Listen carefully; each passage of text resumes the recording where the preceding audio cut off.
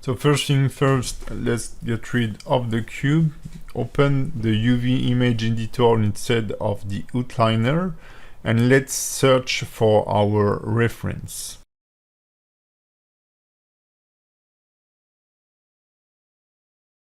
So what I will do is that I will create the different parts of the body as individual meshes. So I add a simple cube, press Ctrl 2 or Ctrl 3 to add the subdivision modifier as shown before, and I will rapidly give a rough shape using the grab brush without dynamic topology to the face. So really just a little profile, and then I will add other parts of the body using exactly the same way but as separated meshes. This will allow us to move joints, the torso, the hips, etc. Separately, and give our character a gesture directly from very basic shapes, instead of trying to extrude limbs, torso, etc. from the clay using sculpting. I now get back to object mode, and I will scale the head so that it's around 30 centimeter high, which is more or less the size of a human head. I try to work with, let's say, human proportions into my 3D space, assuming that one Blender unit is 1 meter. Because this, as many modifiers and shaders are using Blender units to work, it's better to use average values that we can figure out by having references. I mean, if we work on laser thickness, it's better to know it in centimeter and use it then in Blender.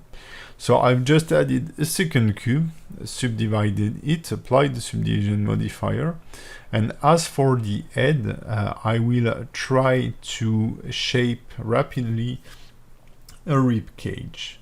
So I'm just pulling stuff using the grab brush, and also focusing on my reference. So I don't think that much about the hips, because we'll probably add another mesh to do so, but I try to have nice shoulders. And if you check the profile here, we can see that we have this nice S curve going on the back, and also the pectoral form. The rib cage gets wider and point forward from its midsection. Oftenly, beginners tend to make the clavicles more forward than the part of the stomach, which is a mistake. I can now go into object mode and place the head and the torso by simply moving object in object mode, and you can feel the profile of our character already. So now I will in the same way create joints for the shoulders. It's also a cube that I have subdivided, apply the subdivision. This time I add a mirror modifier and source the torso as the pivot for this mirror. And again, with the grab brush, disabling the mirror, I will try to rapidly shape the shoulders based on our reference. So if you have the chance to have double screen, make sure that you have your reference, your character model on your main screen, but as much reference as possible on the other one. And if you don't, just make sure you have a nice reference board on another page and go forward to hit every 30-second maximum. You have to check out your reference as often as possible. So I'm now adding just a simple cylinder because it's very easy to scale the way we want to create the half part of the limb.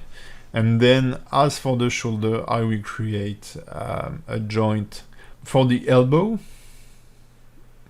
and place a forearm, and then I will join them.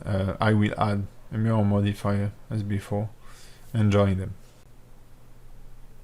I will duplicate then those two parts to create the forearm and the hand, replace them and resize them, and then by selecting the shoulder and all of those, making the shoulder active and pressing Ctrl L, I can link the modifier so that they have exactly the same modifier as the shoulder. So one little mistake here is that I should have slightly widen the arm because they are pretty close to the body.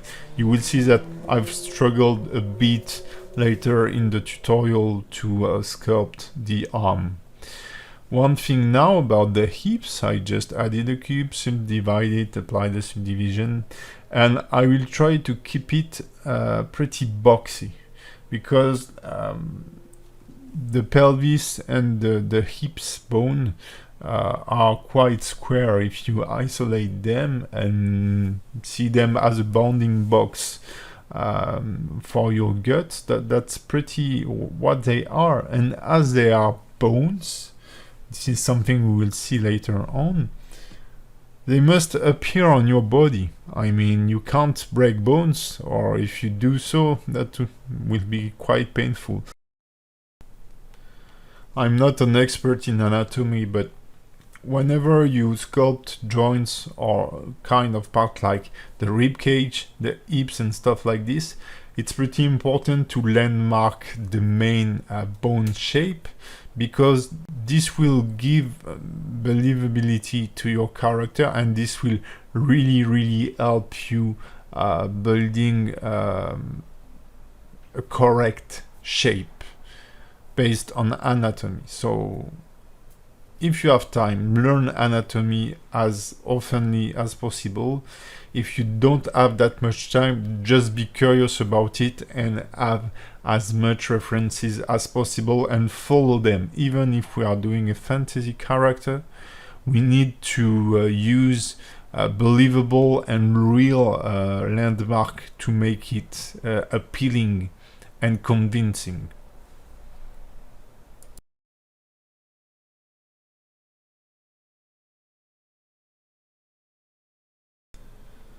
So let's fast forward a little bit while I am just refining torso, hips and legs, switching from object to sculpt mode, but again just using the grab brush to make things smooth and clean.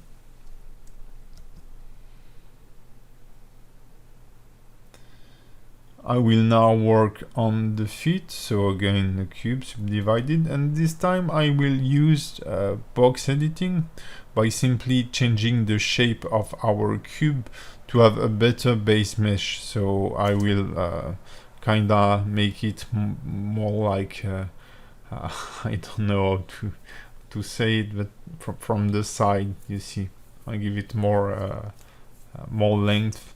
And one important thing here is that I'm rotating it slightly outward, because oftenly we make feet pointing forward, straight forward, and that's a bit weird because when you're standing, your feet are making an arc on the outside. They are not pointing straight forward. It will look really strange. And now I'm just refining the proportions of the foot and trying to make the point of it, the toe, slightly curvy.